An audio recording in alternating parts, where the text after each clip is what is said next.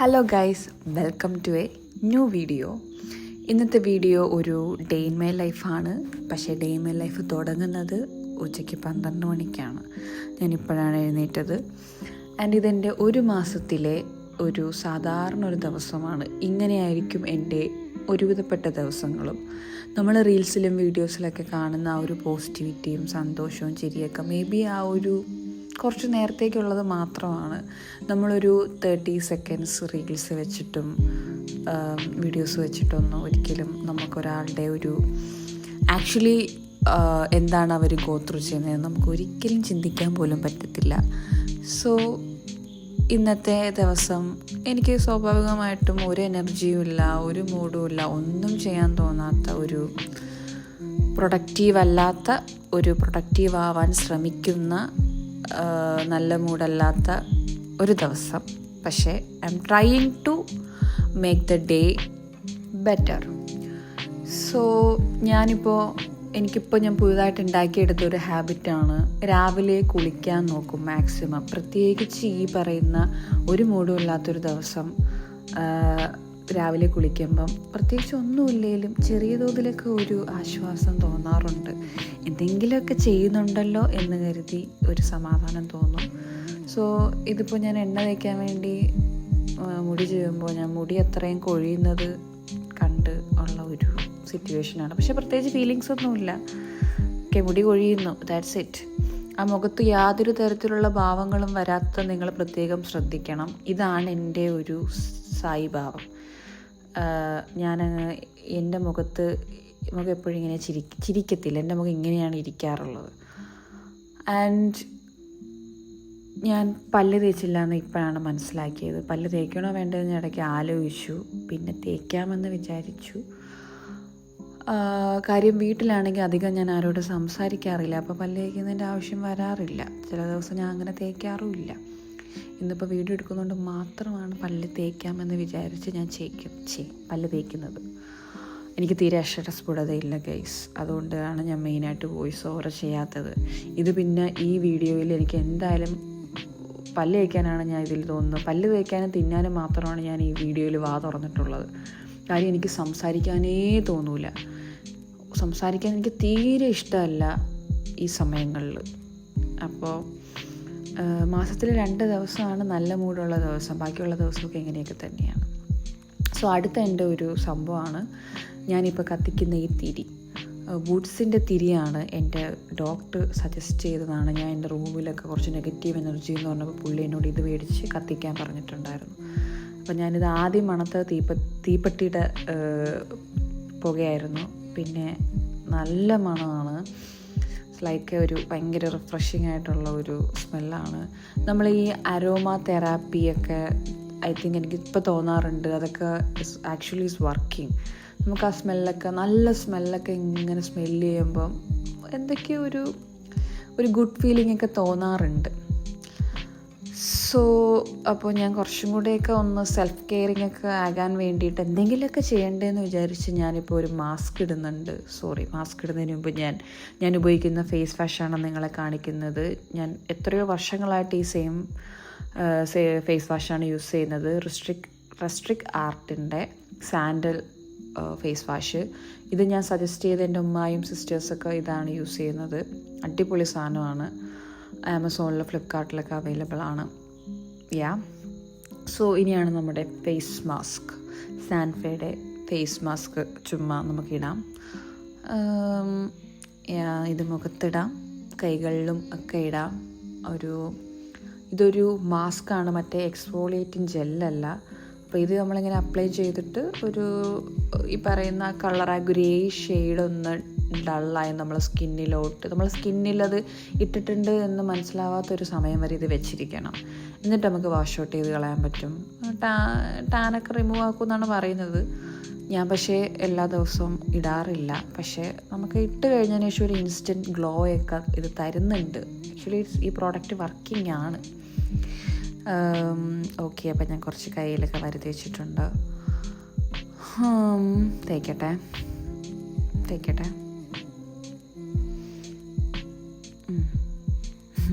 എനിക്കെന്ത് പറയണമെന്ന് അറിയില്ല ഗൈസ്. വോയിസ് ഓവർ ചെയ്യുന്നവരെ സമ്മതിക്കണം.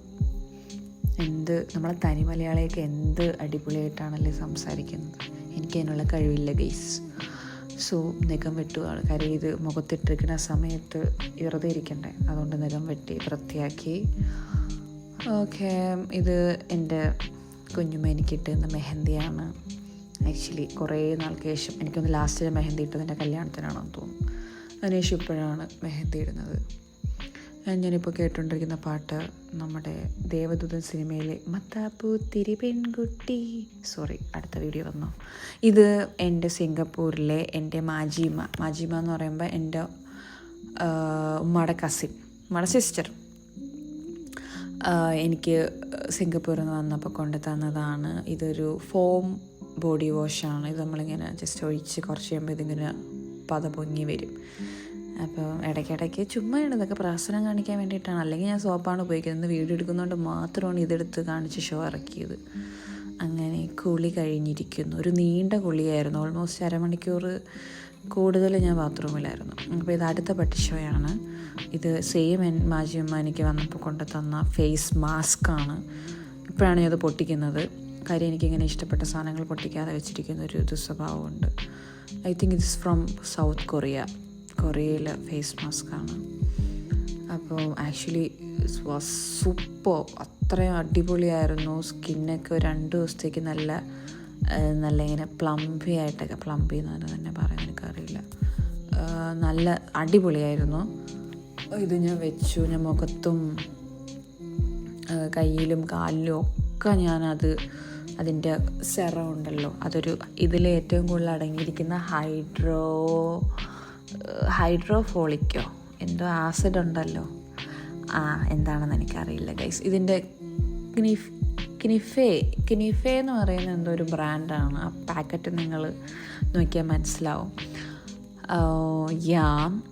എങ്ങനെ നല്ലതായിരുന്നു, എനിക്ക് ഭയങ്കര ഇഷ്ടമായിട്ടോ. അങ്ങനെ ഞാൻ മാസ്കൊക്കെ വെച്ച് കുറച്ച് നേരം ഇരിക്കാൻ പോവുകയാണ്.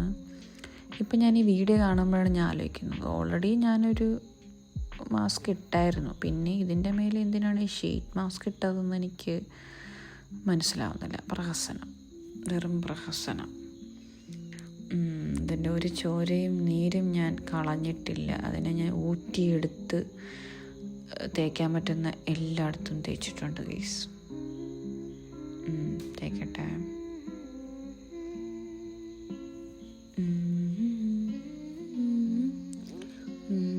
ഗൈസ്, എൻ്റെ ആ ഒരു ട്രൈസെപ്സിൻ്റെ ചെറിയൊരു ഷേപ്പ് നിങ്ങൾ കാണുന്നുണ്ടോ എൻ്റെ കയ്യിൽ?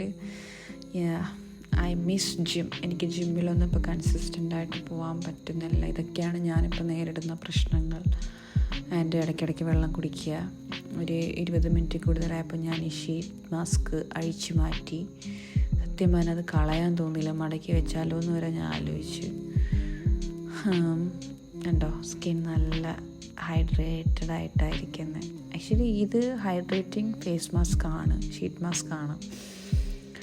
And is actually working. എനിക്ക് ഭയങ്കര ഇഷ്ടമായി. Okay, by the by, consistency. എൻ്റെ ലൈഫിൽ ഒരു കാര്യവും കൺസിസ്റ്റൻ്റായിട്ട് എനിക്ക് ചെയ്യാൻ പറ്റുന്നില്ല. എൻ്റെ ഏറ്റവും വലിയ പ്രശ്നം അതാണെന്ന് ഞാൻ തിരിച്ചറിയുന്നു. ആൻഡ് ലിപ് ബാം, ഇതില്ലാണ്ട് എനിക്ക് ജീവിക്കാൻ പറ്റത്തില്ല ഗൈസ്. ബാക്കി എന്തില്ലെങ്കിലും, മോയ്സ്ചറൈസർ ഇല്ലെങ്കിലും ഞാൻ പിടിച്ചു വെക്കും, പക്ഷേ എനിക്ക് ലിപ് ബാം ഇല്ലാണ്ട് ജീവിക്കാൻ പറ്റില്ല.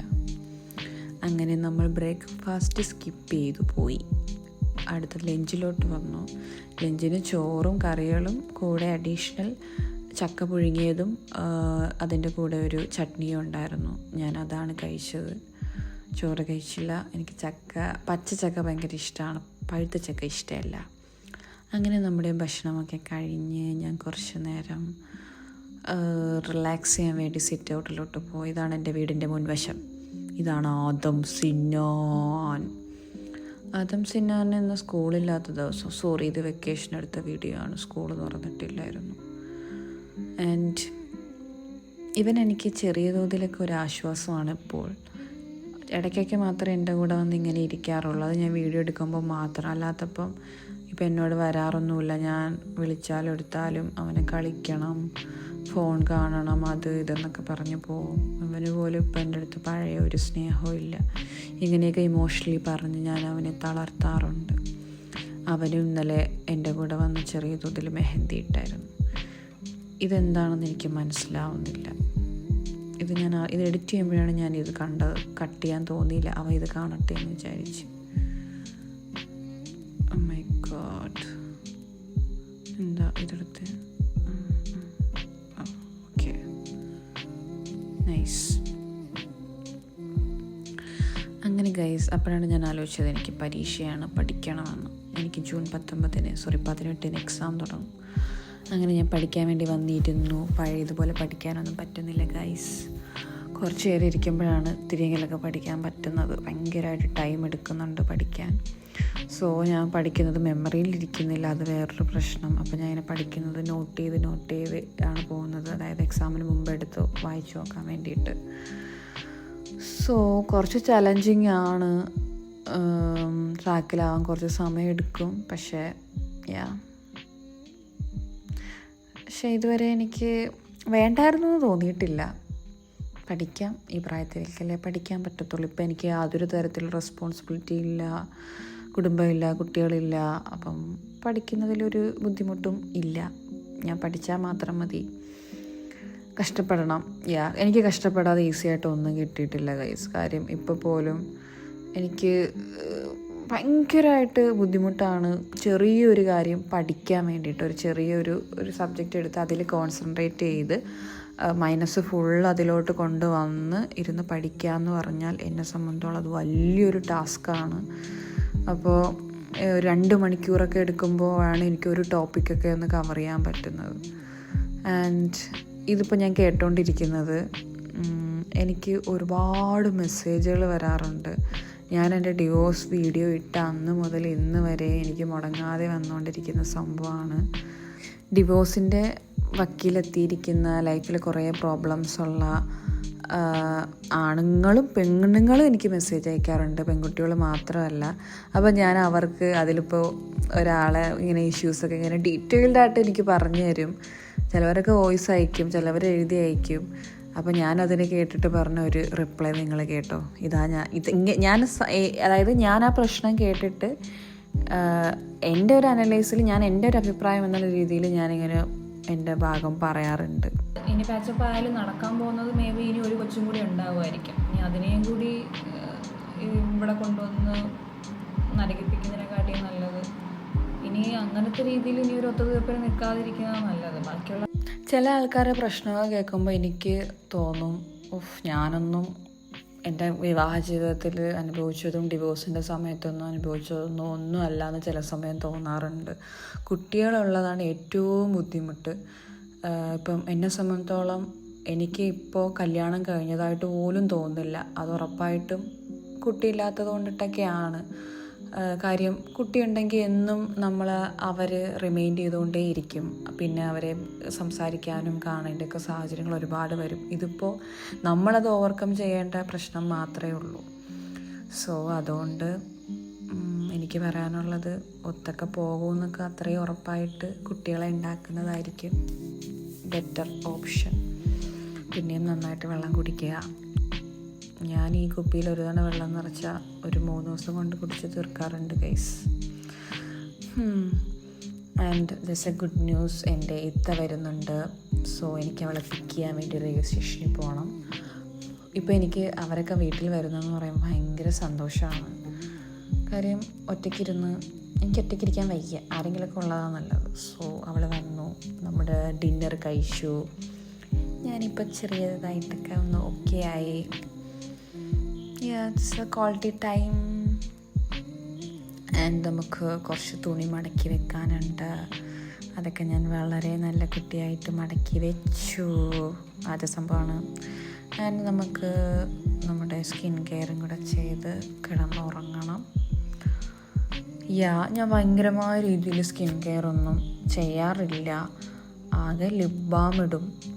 പിന്നെ എൻ്റെ ഒരു ഗ്ലൈക്കോളിക് ആസിഡിൻ്റെ ഒരു ക്രീമുണ്ട്. ഞാൻ അതും കുറച്ച് വർഷങ്ങളായിട്ട് യൂസ് ചെയ്യുന്നതാണ്. എൻ്റെ മുഖത്ത് പിമ്പിൾസ് വന്നിട്ടുള്ള ആക്നെ മാർക്സ് ഒക്കെ പോകാൻ വേണ്ടിയിട്ട് ഞാനിത് മാത്രമാണ് യൂസ് ചെയ്യുന്നത്. അതല്ലാണ്ട് വേറെ സെറം കാര്യങ്ങളോ ഒന്നും ഞാൻ ഇത് യൂസ് ചെയ്യുന്നതുകൊണ്ട് ഇതിനൊരു മോയ്സ്ചറൈസിങ് എഫക്റ്റ് ഉള്ളതുകൊണ്ട് മോയ്സ്ചറൈസറും ഞാൻ യൂസ് ചെയ്യാറില്ല. പക്ഷേ എനിക്കൊരു പ്രോപ്പർ സ്കിൻ കെയർ ഒക്കെ ഫോളോ ചെയ്യണമെന്ന് ആഗ്രഹമുണ്ട്. പക്ഷേ സാധനങ്ങൾ മേടിച്ച് വെക്കും, ഉപയോഗിക്കാതിരിക്കും. അതുകൊണ്ട് ഞാൻ പൈസ കളയാതിരിക്കാൻ മേടിച്ചിട്ടില്ല. ഒന്ന് സെറ്റായിട്ടെല്ലാം മേടിച്ച് നല്ല രീതിയിൽ ഇത് പ്രോപ്പറായിട്ടൊക്കെ ചെയ്യണമെന്ന് എനിക്ക് ആഗ്രഹമുണ്ട്. കൺസിസ്റ്റൻസി അതാണ് നമ്മുടെ ജീവിതത്തിൽ വേണ്ട ഏറ്റവും വലിയ കാര്യം. എന്തൊരു ചെറിയ കാര്യമാണ് നമ്മൾ ചെയ്യുന്നതെങ്കിൽ പോലും നമുക്കത് കൺസിസ്റ്റൻ്റായിട്ട് ചെയ്താൽ മാത്രമേ നമുക്കതുകൊണ്ട് എന്തെങ്കിലും ഉപയോഗം ഉണ്ടാവുള്ളൂ.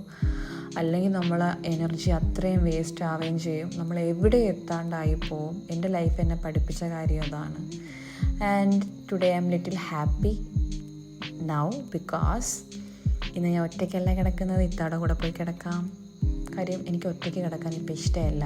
സീരിയസ്ലി ഐ ഡോണ്ട് നോ, എനിക്ക് എന്തെങ്കിലും ഒരു ഓപ്ഷൻ ഉണ്ടെങ്കിൽ ഞാൻ ഒന്നെങ്കിൽ ആരുടെയും കൂടെ പോയി കിടക്കാറുണ്ടെന്നല്ല, വീട്ടിലെ സിസ്റ്റേഴ്സ് വരികയോ എന്തെങ്കിലുമൊക്കെ ഓപ്ഷൻ ഉണ്ടെങ്കിൽ ഞാൻ അവരുടെ കൂടെ കിടക്കാൻ മാക്സിമം നോക്കാറുണ്ട്. ഒറ്റയ്ക്ക് കിടക്കുന്നതൊന്നും എനിക്കിപ്പോൾ തീരെ പറ്റുന്നില്ല. പിന്നെ this is our situation, everything will change. അപ്പോൾ നിങ്ങൾക്ക് ഈ വീഡിയോ ഇഷ്ടമായി എങ്കിൽ do like, share, comment your feedback. Thank you so much for watching. By.